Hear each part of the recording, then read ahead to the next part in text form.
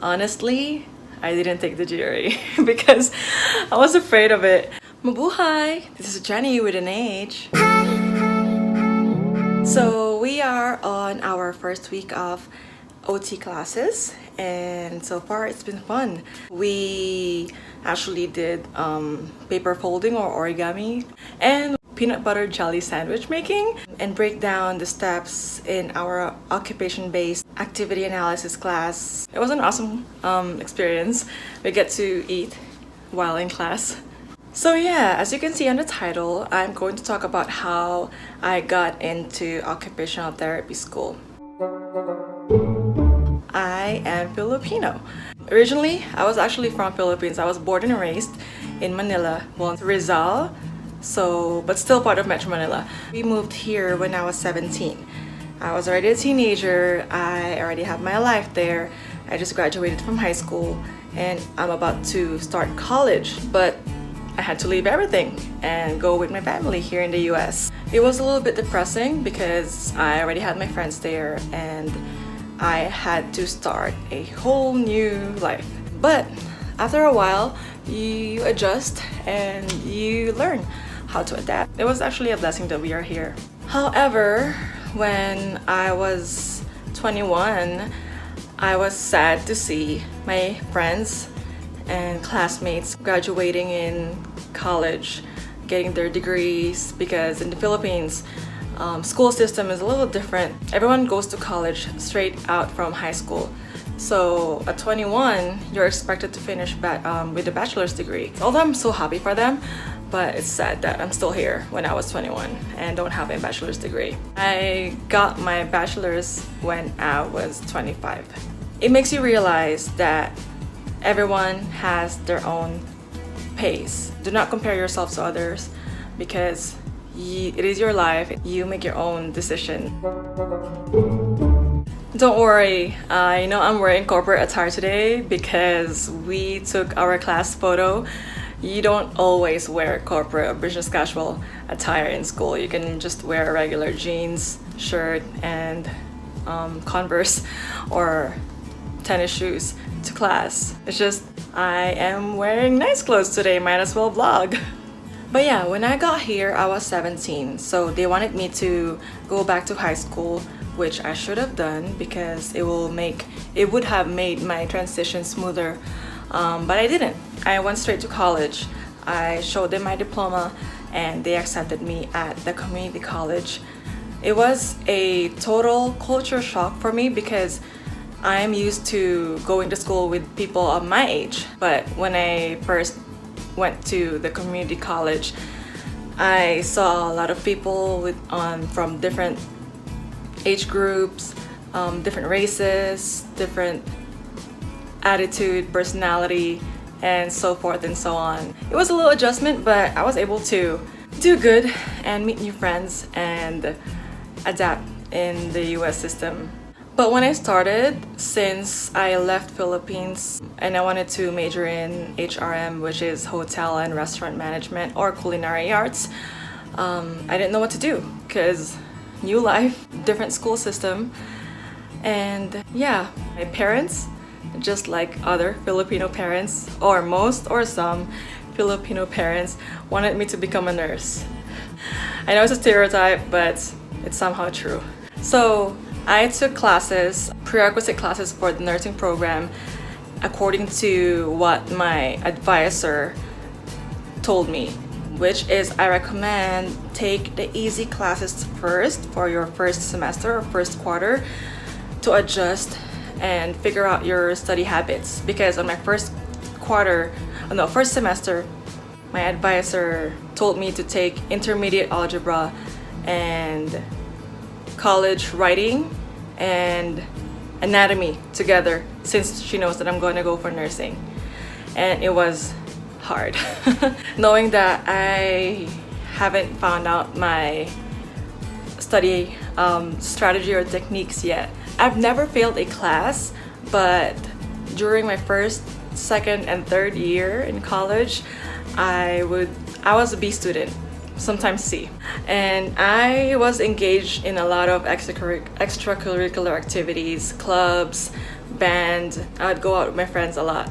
So yeah, while I was in the community college, I thought of going to CNA school or getting my license as a CNA, which is a certified nursing assistant. I did that. I took a 4-month course for CNA, RNA, and HHA. I did awesome in that program. My total GPA or percentage was actually 98, but I did not use that certificate to work because I didn't feel like it. I love nurses and admire what they do, but I feel like it wasn't for me. I volunteered at a hospital for about half a year, and I've seen things that I don't think I'll be able to handle. I'll end up crying in front of the patients. I'd rather work with people when they are already in the state of rehabilitation or recovering. I wanted to help them when they are ready to get their skills back. So during my college years, I switched majors a lot, from nursing to PT and to music and back to PT. Because back then my parents, or especially my dad, thought that PT will just end up being a massage therapist. He was like, magiging masahista ka lang naman eh. So they didn't know what PT or OT does. I decided that I was gonna go for PT. I researched their requirements and the things that I need to do in order to get to PT school. And also, taking a lot of PE classes, I was able to meet my teachers, and they told me that they took kinesiology, which is a study of human movement, and it caught my attention. Also, this major prepares you somehow in getting to PT or OT school because you go through human body a lot. Anatomy, physiology, it's already a requirement. So I took kinesiology. I went to CSUN, Cal State University Northridge, and I got my bachelor's in science in kinesiology with an option in exercise science. Honestly, if I knew back then that your major doesn't really matter, everyone has different background and experiences, I would have just taken music or kinesiology in general studies or sports studies, because I love the human body, but exercise physiology was a little hard for me. So with my A grades in other classes, I got a C on my exercise physiology class, which dragged my GPA down. It is more important to get your GPA high than what your major is. So make sure you're really doing what you want to do and what you love. So during my years in CSUN, I came across with occupational therapy. We have to take this class, which is a fundamentals. I forgot the title, but basically we go through different paths or options for us to take after kinesiology. And I knew I was gonna go for something in service or in public sector or public service. I just didn't know what. I was gonna go for PT, but I came across with occupational therapy. Back then, I didn't know what occupational therapy is, but I saw that some schools require art and behavioral science, psychology, and you need to be creative. So yeah, I looked it up and learned about OT. So my GPA is not as competitive as other people, because when I was in community college, I didn't really study that much because I didn't really want to do nursing.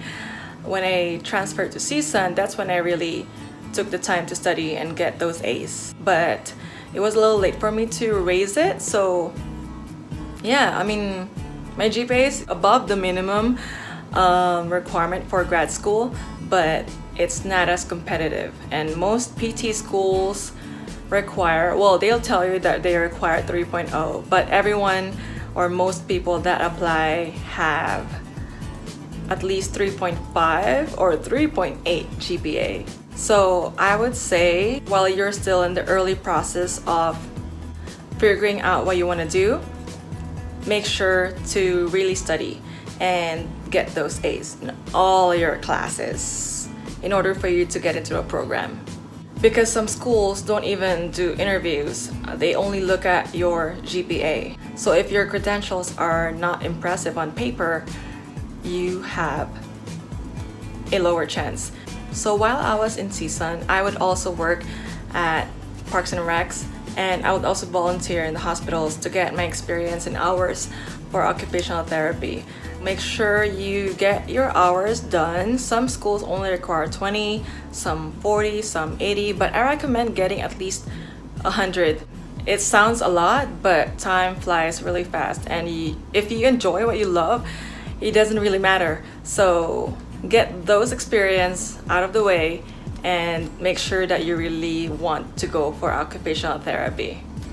The next thing is studying for GRE. Honestly, I didn't take the GRE because I was afraid of it. I only applied to schools that don't require GRE.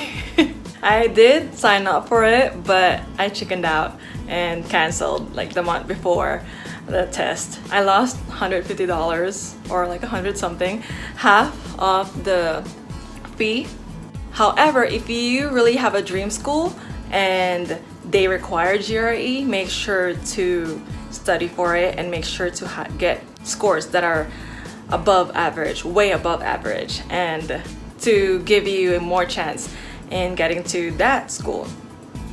So you already got your bachelor's degree, you already studied for the GRE, and you already got your scores and you got your experiences. Next is you apply. I applied about a year after my bachelor's degree because since I got C's on my anatomy, physiology, and statistics, I had to retake them and make sure I get A's.